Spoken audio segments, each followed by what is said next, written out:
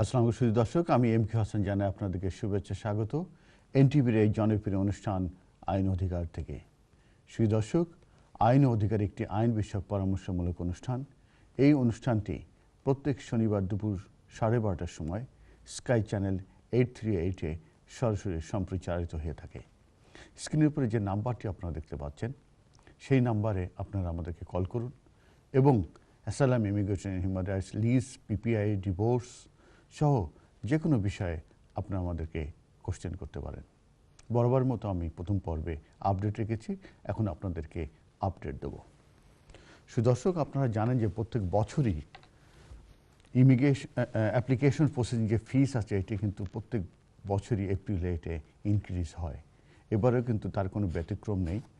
আমরা ইতিমধ্যে ইউকেভিস হোম অফিসের যে ওয়েবসাইট আছে সেখানে আমরা দেখতে পেয়েছি যে একটা ড্রাফট ইনক্রিজ ফিস দিয়ে দেওয়া হয়েছে এবং বলা হয়েছে এটা এপ্রিল 2016 থেকে কার্যকরী হবে।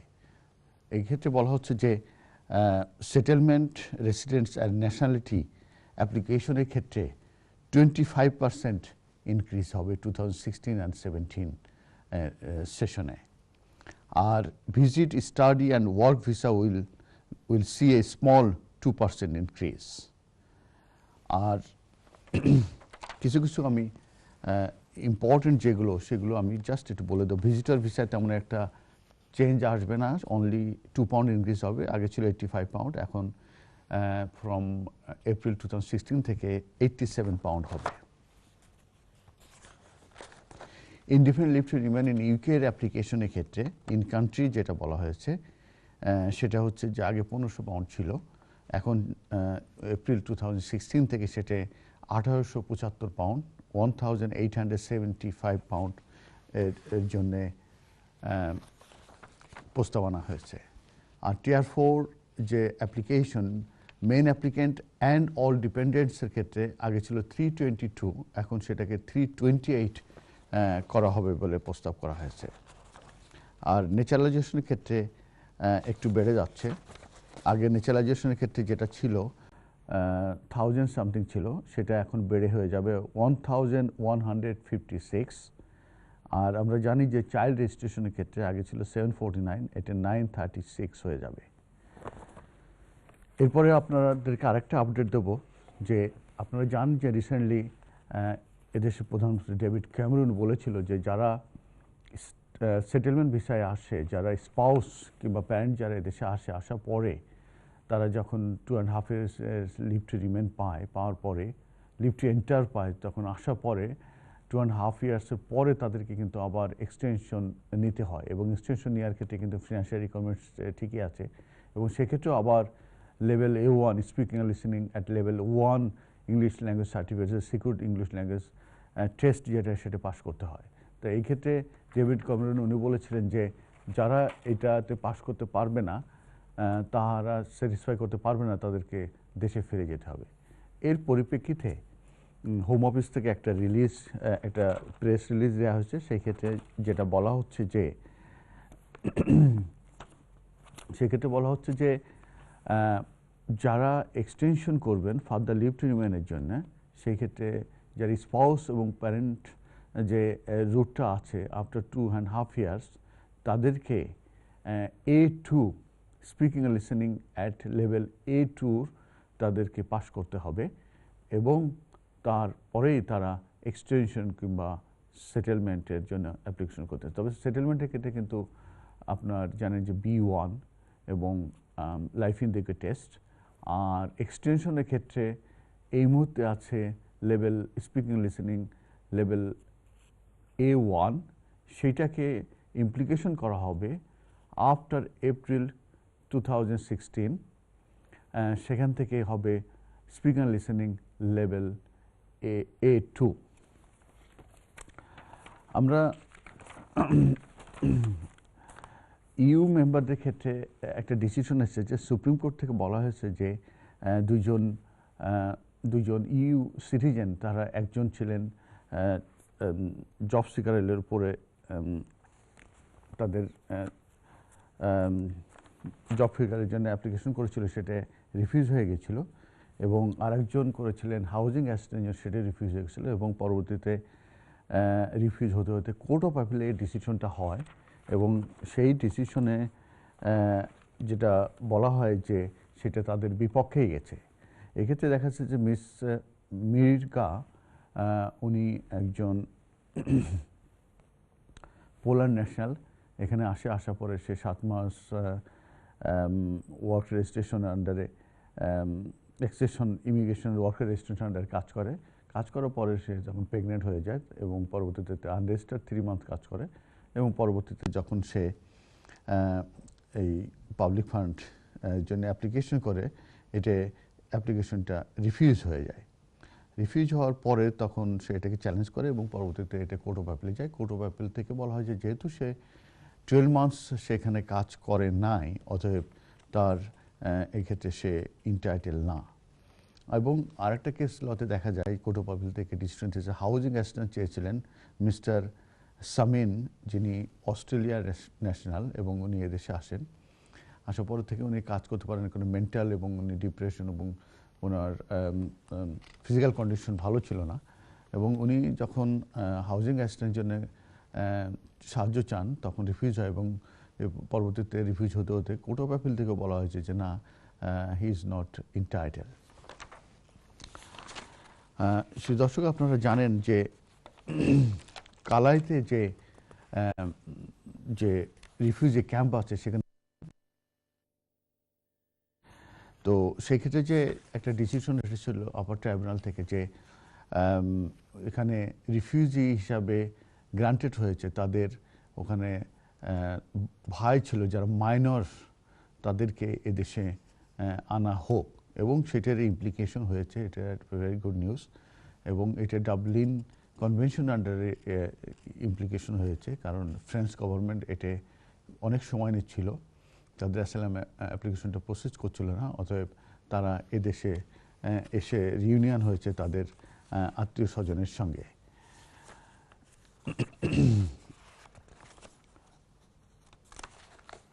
সুদর্শক, আরেকটা ডিসিশনের ব্যাপারে আমি এর আগেও একদিন আলোচনা করেছিলাম যে ক্যারেক্টার, গুড ক্যারেক্টার ব্যাপারে। আমরা জানি যে ন্যাচারালাইজেশন অ্যাপ্লিকেশন করলে গুড ক্যারেক্টার একটা ফ্যাক্টর হিসাবে কাজ করে, তো সেই ক্ষেত্রে কিন্তু গুড ক্যারেক্টারের কোনো ডেফিনেশন নাই, কিন্তু এতে ওয়াইডলি চ্যাপ্টার 18-এ বলে দেওয়া হচ্ছে যে অনেক ম্যাটারগুলো, অনেক বিষয়গুলো আছে যেগুলো আসলে ব্যাড ক্যারেক্টার ভিতরে চলে আসবে। তো এই ক্ষেত্রে একটা আমরা রিসেন্টলি একটা ডিসিশন এসেছে সেটা পক্ষে, সেটা হচ্ছে যে একজন ওয়াইফ এবং 2 জন সন্তান তারা অ্যাপ্লিকেশন ন্যাচারালাইজেশন এবং অ্যাপ্লিকেশনটা রিফিউজ হয়ে গেছিলো অন দ্য গ্রাউন্ড যে ব্যাড ক্যারেক্টার, কারণ ভদ্রমহিলার হাজব্যান্ড উনি আল কায়দার সঙ্গে জড়িত ছিলেন এবং ওই যে 2 জন, একজন ছেলে একজন মেয়ে, তাদের বাবা আল কায়দার সঙ্গে জড়িত, অতএব আমার ব্যাড ক্যারেক্টারকে নিয়ে এসে তাদের অ্যাপ্লিকেশন রিফিউজ করা হয়। পরবর্তীতে কোর্ট থেকে বলে যে বাবার ব্যাড ক্যারেক্টারের কারণে আসলে ছেলে মেয়ে কিংবা ওয়াইফ এই ক্ষেত্রে কোনো রকমের সাফার করতে পারবে না। তবে আমরা জানি যে একটা পরিবর্তন এসেছে, সেটা ব্যাড ক্যারেক্টারের উপরে যদি সেটা বলা হয়, সেটা ইমপ্লিকেশন হচ্ছে 11ই ডিসেম্বর 2014 থেকে বলা হয়েছে যে যদি কেউ ইলিগালি এন্ট্রি হয়ে থাকে তাহলে পরে কিন্তু তারা 10 ইয়ার্স ব্যান হয়ে যাবে, তারা কিন্তু 10 ইয়ার্সের আগে তাদের অ্যাপ্লিকেশন সাকসেসফুল হবে না। তো ওইখানে আরেক ইলিগালি কেউ যদি এন্ট্রি হয়, আরেকটা আছে অ্যাসিস্টিং ইলিগাল মাইগ্রেশন। যদি দেখা যায় যে কেউ কোনো রকমের সাবমারেজ করে থাকে এবং সেটা যদি ফাইন্ড আউট হয়, তাহলে সেই ক্ষেত্রে কিন্তু এটা অ্যাসিস্টিং ইলিগাল মাইগ্রেশন হবে এবং সেই ক্ষেত্রে তাদের অ্যাপ্লিকেশনগুলো কিন্তু 10 ইয়ার্স ব্যান হয়ে যাবে। ন্যাচারালাইজেশন অ্যাপ্লিকেশন এটি ব্যাড ক্যারেক্টার ভিতর পড়বে। আরেকটা হচ্ছে এভিয়েশন অফ ইমিগ্রেশন কন্ট্রোল। এক্ষেত্রে বলা হয়েছে যে যদি কেউ fail to comply with any condition imposed under the immigration act, fail to report করতে যদি কেউ ফেল হয়, কিংবা detected working in the UK without permission, এইসব ক্ষেত্রে যারা এভিয়েশন অফ ইমিগ্রেশন কন্ট্রোলের ভিতর পড়বে তাদের অ্যাপ্লিকেশনে কিন্তু 10 ইয়ার্সের জন্য ব্যান হয়ে যাবে। তো এই ক্ষেত্রে আসলে এই পলিসি গাইডেন্সটা কিন্তু কনফ্লিক্ট করে article 31 and 34 of the Refugee Convention. 31-এ বলা হয়েছিল যে যেসব রিফিউজি দেশে আসবে এবং তারা তো বেশিরভাগ ক্ষেত্রে পাসপোর্ট ছাড়া আসি লিগালি এন্ট্রি করে with the help of the agent, তো সেই ক্ষেত্রে কিন্তু তাদের উপরে এটা ইম্প্যাক্ট হবে যে তারাও 10 ইয়ার্স ব্যান হয়ে যাবে। অ্যান্ড এই পলিসি গাইডেন্সটা কিন্তু কনফ্লিক্ট করবে with the article 31 and 34 of the refugee convention. এবং 31-এ যেটা বলা হচ্ছে যে তারা ইনলিগালি কোনোভাবে যদি এন্ট্রি হয় এবং রিফিউজি স্ট্যাটাস পায় তাহলে কিন্তু সেই ক্ষেত্রে তারা ন্যাচারালাইজেশনের ক্ষেত্রে অ্যাপ্লিকেশন করতে পারবে। আবার 34-এও বলা হয়েছে যে 34-এর ন্যাচারালাইজেশন যে অ্যাপ্লিকেশন করতে পারবে, আর 31-এ বলা হয়েছে ইলিগালি হলেও সেই ইলিগালি এন্ট্রির কারণে তাদের ফিউচারে কোনো ব্যাড ইম্প্যাক্ট আসতে পারবে না। এটা একটা কনফ্লিক্টিং হয়ে যাচ্ছে এই পলিসি গাইডেন্সের সঙ্গে। তো ইলিগালি আসলেই তারা 10 ইয়ার্স ব্যান হয়ে যাবে, এটা আসলে অতটা ফেয়ার না। আরও প্রচুর আমার আপডেট রয়ে গেছে। আমাকে কন্ট্রোল রুম থেকে বলা হচ্ছে যে কলার লাইনে আছে, হয়তো আমি দ্বিতীয় পর্বে আর কিছু আপডেট দেওয়ার চেষ্টা করব। এখন দেখা যাক কলার কে লাইনে আছে। হ্যালো, আসসালামু আলাইকুম। হ্যালো, আসসালামু আলাইকুম। জি, আমার কোশ্চেনটা হলো আপার ট্রাইব্যুনালে পারমিশন গ্র্যান্ট হওয়ার পরে, একটু জোরে বলুন ভাইয়া। জি, আসসালামু আলাইকুম। আপার ট্রাইব্যুনালে পারমিশন গ্র্যান্ট হওয়ার পরে নরমালি কতদিন লাগতে পারে হিয়ারিং এর জন্য?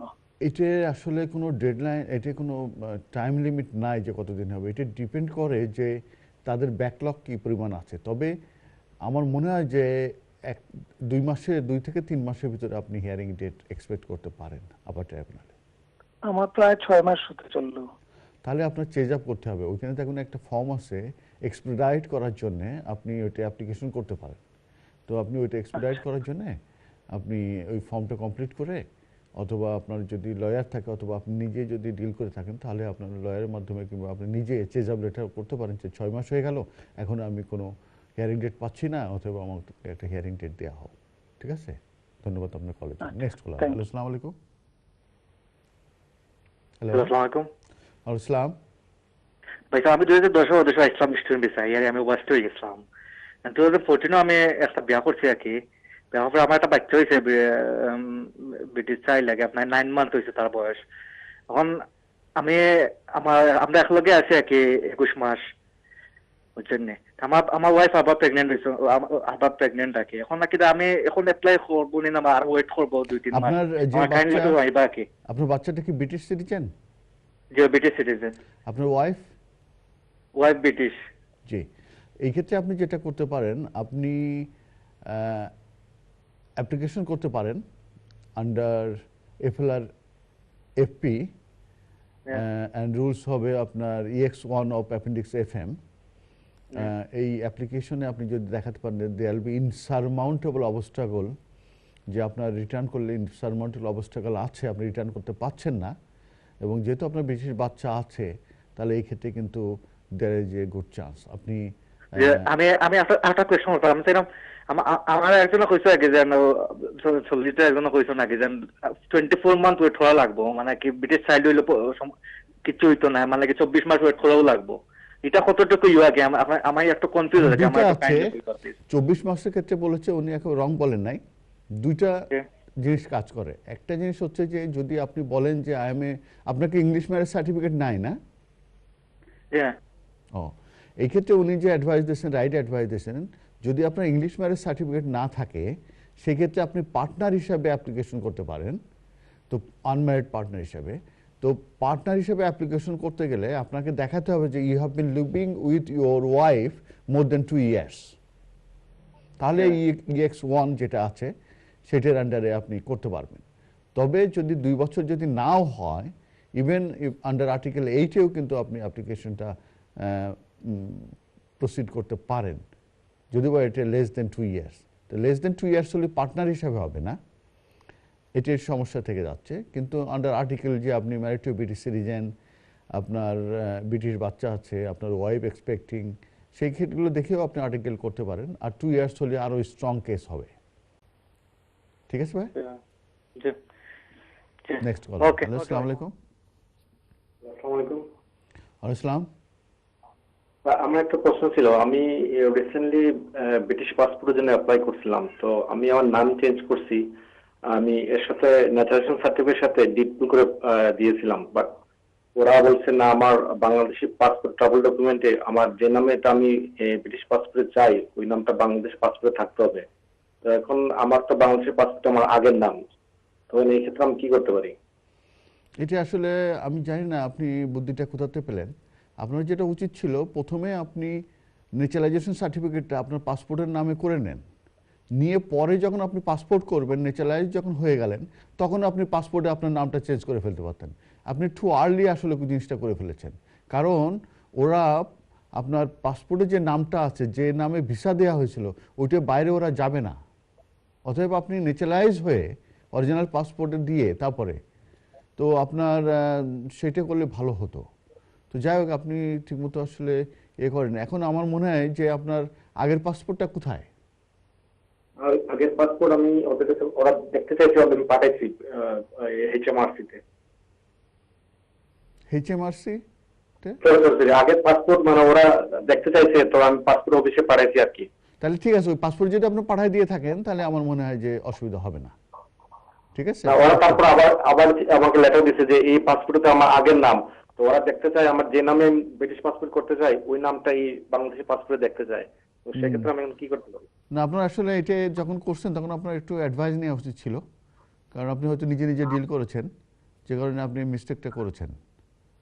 আপনার আসলে এত টু আর্লি আপনি আপনার সেটেলমেন্ট পেয়ে আপনি নাম টাম চেঞ্জ করে ফেলছেন, এটা টু আর্লি হয়ে গেছে। এখন সব ব্যাপারে তারা কিন্তু ভেরি ভেরি সাসপিসিয়াস, এবং তারা খুবই স্ক্রুটিনাইজ করে, প্রত্যেকটা অ্যাপ্লিকেশন এখন সিরিয়াসলি স্ক্রুটিনাইজ করে, আগের মতো নাই।